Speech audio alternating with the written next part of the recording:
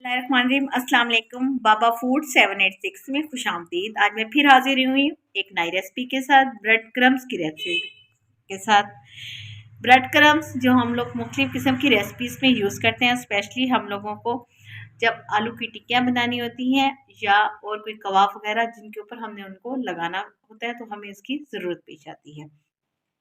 Nuggets वगैरह के लिए या इस तरह की हम लोगों को रेसिपी में इस चीज़ की ज़रूरत पड़ती है। तो चलें स्टार्ट करते हैं रेसिपी।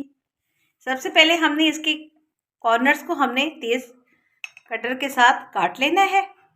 इस तरह से आप इसमें वो ब्रेड भी यूज़ कर सकते हैं जो 2-3 दिन बासी हो, और ताज़ी ब्रेड भी हम इसके अंदर यूज़ कर सकते हैं। अब हम इसके ये देखें साइडें हमने काट ली हैं, उसको हम अलहदा करें और हम इनके छोटे छोटे टुकड़े कर लेंगे।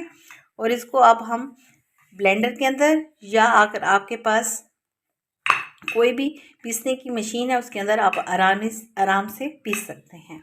ये मेरे पास आम ब्लेंडर वाला जो उसके नमक मसाला पीसने वाला ऊपर ढक्कन वगैरह होता है, इसके अंदर हम डाल रहे हैं। आप चॉपर में भी इसको पीस सकते हैं। इस तरह से ये मैंने डाल के, तो ये आपके घर में हर किसी के घर में मौजूद होती है, इसमें हम ये इसको पीस सकते हैं। ये हमने ब्रेड को पीस लिया और इस तरह से ये जो कॉर्नर्स वाले हैं इनको भी हम पीस लेंगे। ये डार्क कलर का हमारा ब्रेड क्रम्स तैयार हो जाएगा। साइडों के हम लोग ब्रेड क्रम्स तैयार कर इसमें हम थोड़ा सा कलर डाल रहे हैं, फूड कलर। ये आप कलर बहुत अच्छा लगता है। इसमें हमारे 2 कलर के ब्रेड क्रम्स तैयार हो चुके हैं, एक वाइट कलर के हैं और एक ऑरेंज कलर के हैं। अब हम इसको फ्राई कर लेते हैं ऑयल के बगैर। अब हम इसको फ्राई पैन में डाल रहे हैं और इसको हम 5 मिनट तक इसके पानी खुश्क करते रहेंगे, ताकि इसको हम जब स्टोर करें तो ये ख़राब ना हो। अब ये लाइट ब्राउन हो चुका है और इसका पानी तकरीबन सारे खुश्क हो चुका है। हमने ये सारा काम बहुत ही मीडियम आंच पे रखना है। अब ये हमने जो कलर वाला ब्रेड क्रम्स था इसको भी हम ब्राउन कर लेंगे विदाउट ऑयल।